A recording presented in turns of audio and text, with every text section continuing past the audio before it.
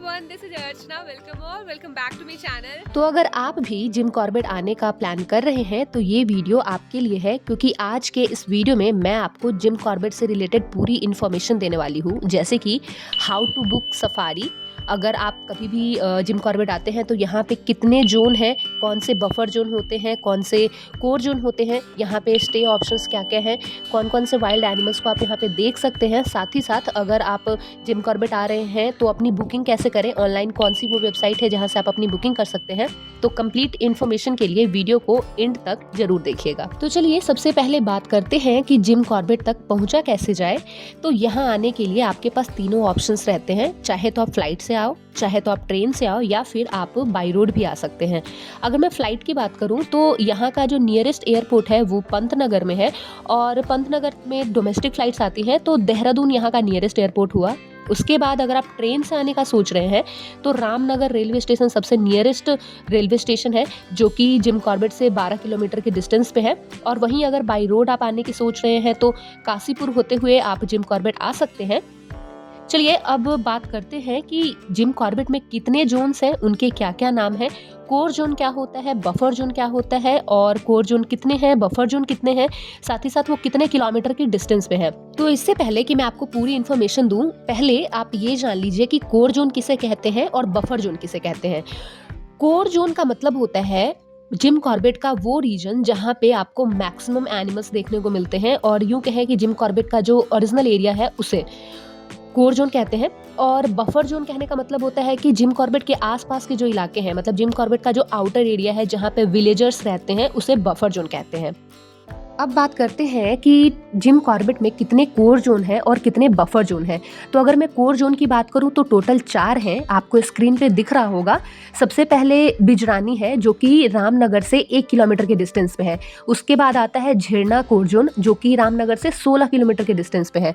उसके बाद आता है ढिकाला जोन, जो कि रामनगर से 18 किलोमीटर के डिस्टेंस पे है। और लास्ट में एक दुर्गा देवी कोर जोन है, जो कि 36 किलोमीटर के डिस्टेंस पे है।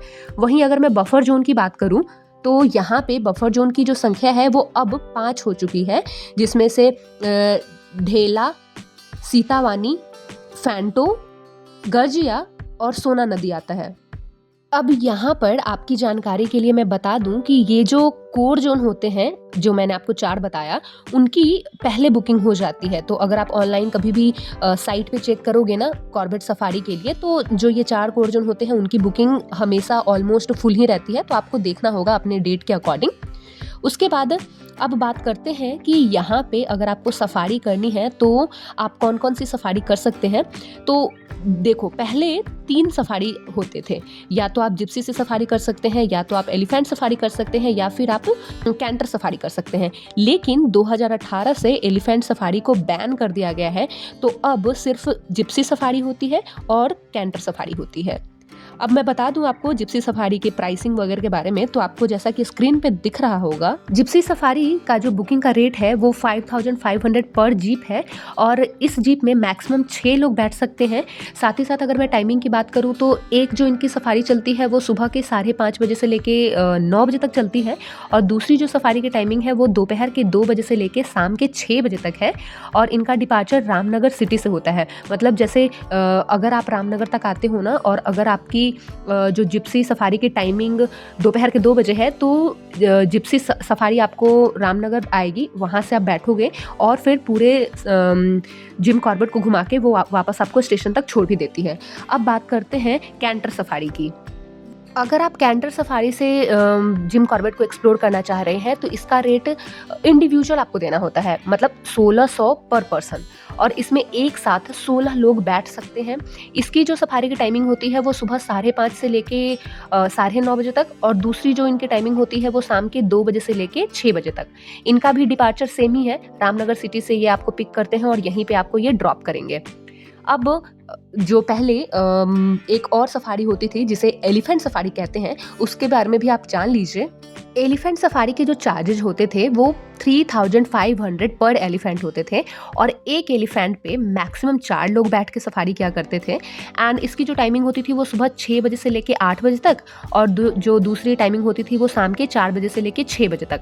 तो यहाँ पे ध्यान देने वाली ये बात है कि ये जो एलिफेंट सफारी है, इससे अगर आप जंगल की सैर करना चाहते हो तो इसके लिए सिर्फ 2 ही घंटे होते हैं, और इसका जो डिपार्चर होता था वो धिकाला से स्टार्ट होता था। लेकिन 2018 के बाद से ये बैन कर दिया गया है, तो अब आप सिर्फ कैंटर की सफारी कर सकते हैं या फिर जिप्सी की सफारी कर सकते हैं। तो चलिए अब बात करते हैं पर्सनल रिकमेंडेशन की, कि अगर आप जिम कॉर्बेट जा रहे हैं तो आपको कौन सी सफारी की बुकिंग करनी चाहिए, कैंटर की या फिर जीप की।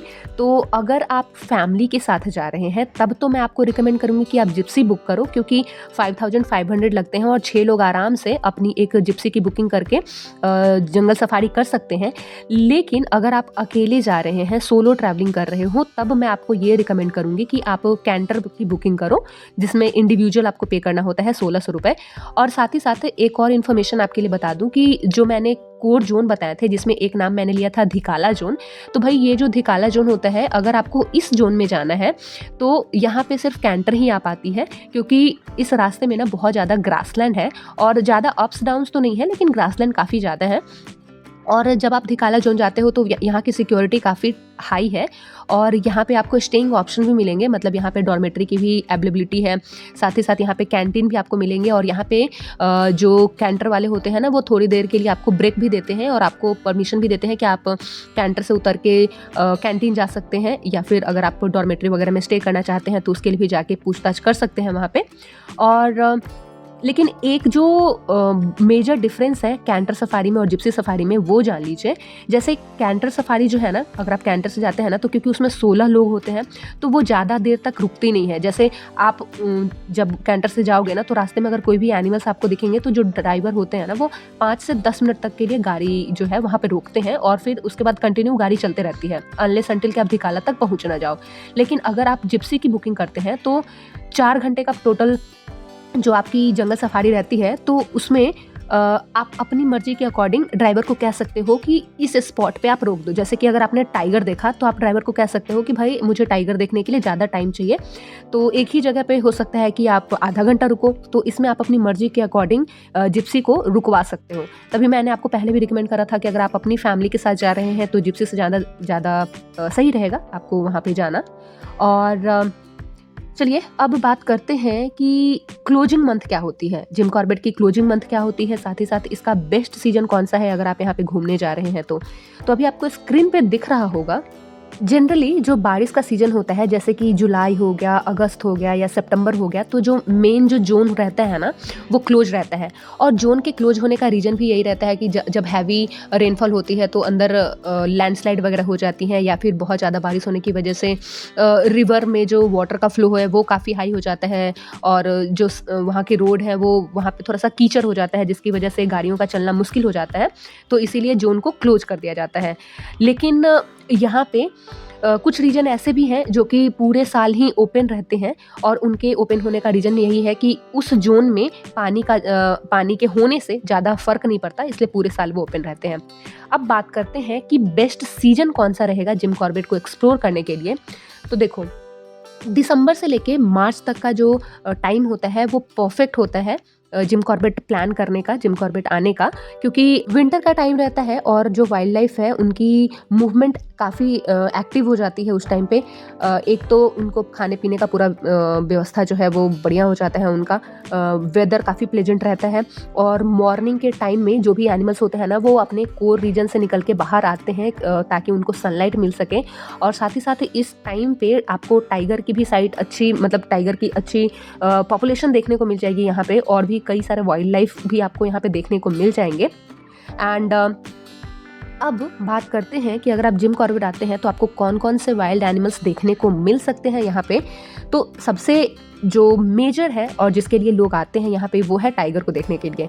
यहाँ पे 250 से भी अधिक टाइगर की संख्या है जो आपको दिखेगी इस अपने सफारी के दौरान। और टाइगर के साथ साथ यहाँ पे लेपर्ड देखने को मिलेंगे। उसके बाद यहाँ पे आपको हाइनास देखने को मिलते हैं। एलिफेंट भी काफ़ी बड़ी मात्रा में यहाँ पे देखने को मिलेंगे। जैकल मिलते हैं।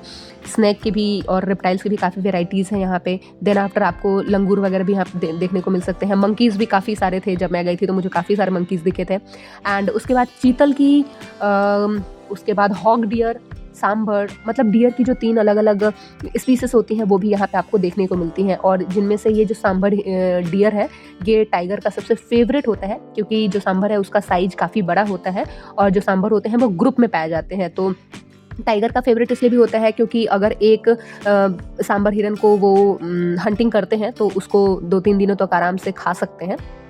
और इसके साथ ही साथ बर्ड्स की भी 300 से लेकर 350 वैरायटीज़ हैं इस जिम कॉर्बेट में।